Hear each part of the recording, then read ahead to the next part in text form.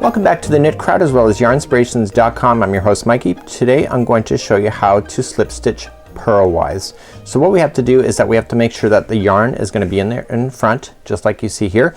And what we're going to do is that instead of going in and regularly purling, we're just going to transfer the one stitch over to the other, but we have to do it purlwise. So to do that is that you're going to, as if you're going to purl, but you're not, you're just going to slip it off like so onto the other needle.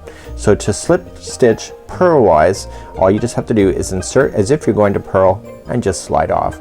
So that's how you do a slip stitch purlwise. On behalf of Yarnspirations and the Knit Crowd, stay tuned for more information and free patterns right here on the Knit Crowd. We'll see you again real soon. Bye bye.